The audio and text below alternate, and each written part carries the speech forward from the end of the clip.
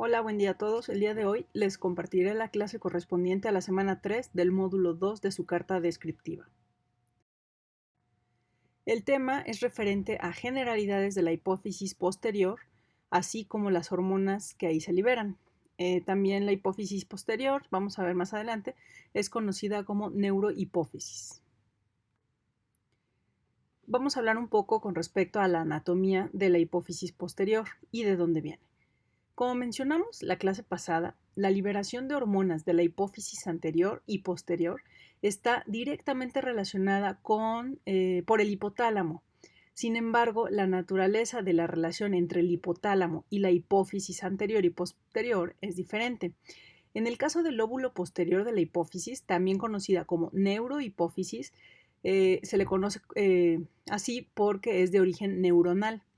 Entonces, la neurohipófisis consta de los axones y las terminaciones nerviosas de neuronas cuyo cuerpo celular se encuentra en los núcleos supraóptico y paraventricular del hipotálamo, así como tejidos de sostén. Podríamos decir entonces que funcionalmente y anatómicamente la hipófisis posterior es simplemente una extensión del hipotálamo. Hay que resaltar que la hipófisis posterior no, no produce alguna hormona, simplemente sirve como almacenamiento y con una estimulación adecuada va a liberar a la sangre las hormonas peptídicas vasopresina y oxitocina, y estas van a ser sintetizadas por los cuerpos celulares neurales en el hipotálamo. ¿Sale? Es importante mencionar también que estos dos péptidos, la oxitocina y la vasopresina, se producen tanto en el núcleo supraóptico como en el paraventricular, pero solo una neurona puede producir solo una de estas hormonas. Es decir, nosotros estamos viendo en la imagen a su izquierda que una neurona, ¿sí? Por ejemplo, en el caso de la oxitocina tiene puntitos verdes. Quiere decir que esa neurona solo es capaz de sintetizar oxitocina. Por el caso contrario, la siguiente neurona que tiene los puntitos naranjas solo es capaz de sintetizar la vasopresina. ¿Sale? Entonces, una vez sintetizadas las hormonas, estas se van a transportar a través de los axones y se van a almacenar en las terminales neurales de la hipófisis posterior hasta acá abajo. Estas hormonas pueden ser liberadas según vaya siendo necesario. Esta liberación hormonal se va a desencadenar en respuesta a potenciales de acción que se originan en el cuerpo de la célula hipotalámica. En el caso vamos a hablar un poquito de la vasopresina, también conocida como arginina vasopresina, ABP, u hormona antidiureica, ADH. Así la pueden encontrar en los libros de texto. También, ya podemos ver en la imagen, esta hormona es un nonapéptido, es decir, está conformado por 9 aminoácidos, cuya disposición están en un anillo disulfuro de 6 miembros y una cola de tripéptido. Si los pueden ver, la cola de tripéptido corresponde a prolina, arginina y glicina. Recordemos entonces que la vasopresina es sintetizada por células neurosecretoras del hipotálamo, como mencionábamos en la imagen anterior. Posteriormente, esta hormona va a ser transportada por los axones y se va a almacenar en las vesículas neurosecretoras hasta que se libera por exocitosis a la sangre periférica. ¿Sale? Entonces, recapitulando, la vasopresina se va a sintetizar en las células neurosecretoras del hipotálamo, viaja a través de los axones, se transporta por los axones y se almacena en las vesículas neurosecretoras y después de un estímulo, esta es liberada por exocitosis en la sangre periférica, aquí marcado como drenaje venoso. ¿Sale? Con respecto a la regulación de la secreción de vasopresina, esta va a estar regulada principalmente por la presión osmótica de los fluidos corporales. Este control va a estar mediado por células hipotalámicas especializadas, conocidas como osmorreceptores, que son extremadamente sensibles a pequeños cambios en la concentración plasmática de sodio y algunos aniones. Generalmente estos osmorreceptores son insensibles a otros solutos como la urea y la glucosa. Entonces, estos osmorreceptores incluyen componentes inhibidores o estimuladores que funcionan para formar un sistema de control o punto de ajuste. ¿sale? También conocido como un límite.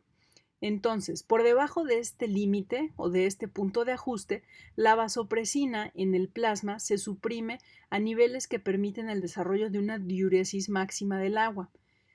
Si la vasopresina está por arriba de este límite, es decir, aumenta bruscamente, en proporción directa a la osmolaridad plasmática, va a alcanzar rápidamente niveles suficientes para lograr una antidiuresis máxima.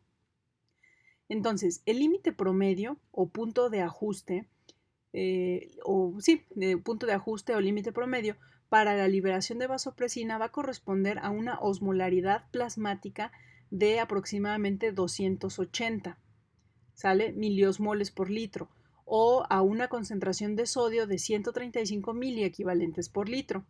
Los niveles solo alrededor de este 2 a 4% más altos normalmente resultan en una diuresis máxima, es decir, niveles del 2 al 4% más altos de estos dos límites que acabo de mencionar, van a resultar en una antidiuresis, ¿correcto?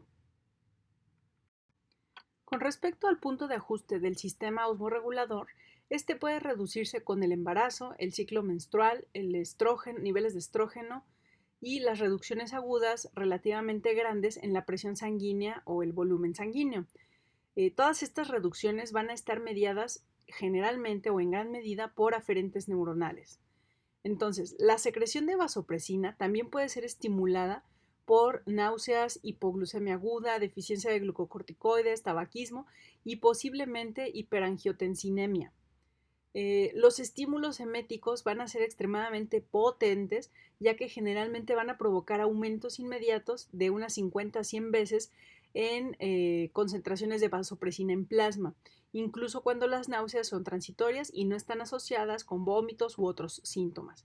Entonces, me gustaría que con respecto a esto que acabo de mencionar, es decir, cómo está regulado el sistema osmorregulador, es decir, que si se reduce en el embarazo, en el ciclo menstrual, por los estrógenos, en fin, justo lo que acabo de mencionar, me gustaría que me dijeran ustedes el por qué, ¿sale? Entonces, aquí es un punto en donde, por favor, tienen que investigar un poquito al respecto. Con respecto a la acción fisiológica de la vasopresina, la principal acción que tiene es reducir la excreción de agua al promover la concentración de orina. Este efecto antidiureico se logra al aumentar la permeabilidad hidroosmótica de las células que recubren el túbulo distal y los conductos colectores medulares del riñón. A altas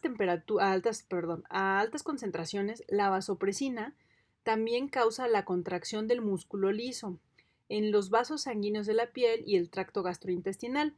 Va a inducir la glucogenólisis en el hígado y potencia la liberación de la hormona adrenocorticotrópica, ACTH, por la liberación de corticotropina, ¿cierto?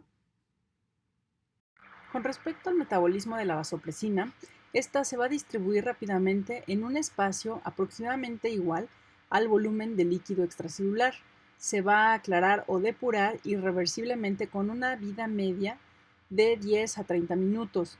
La mayor parte de esta depuración de vasopresina se debe a la degradación que tiene en el hígado y en los riñones. Durante el embarazo, la depuración metabólica de la vasopresina va a aumentar entre 3 a 4 veces debido a la producción placentaria de una peptidasa N-terminal.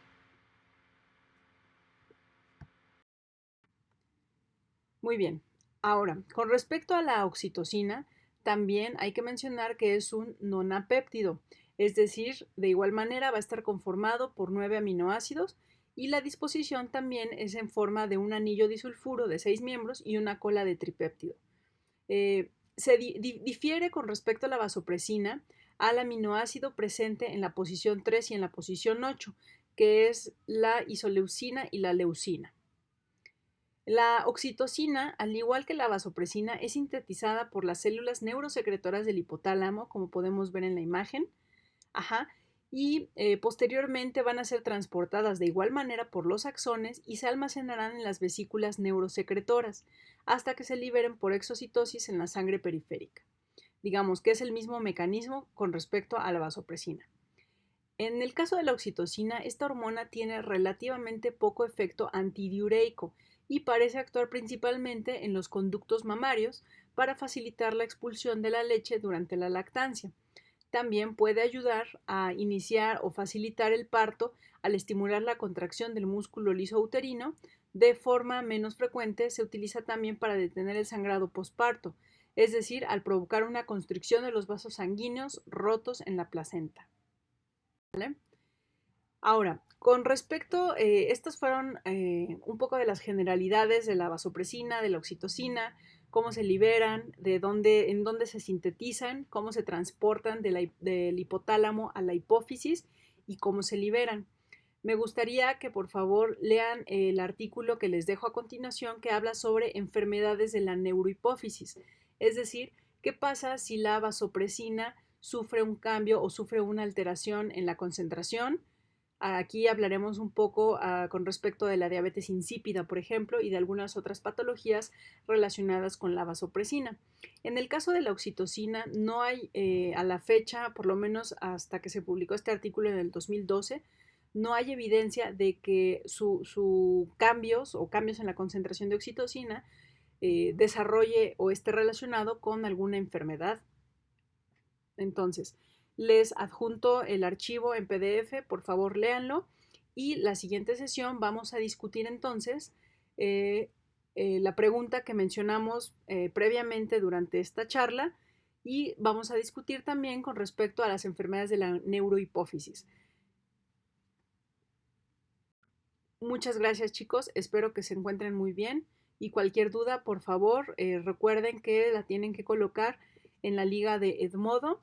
Entonces, esas dudas que coloquen ahí serán en las que nos vamos a basar para desarrollar la sesión la siguiente semana. Saludos, cuídense mucho.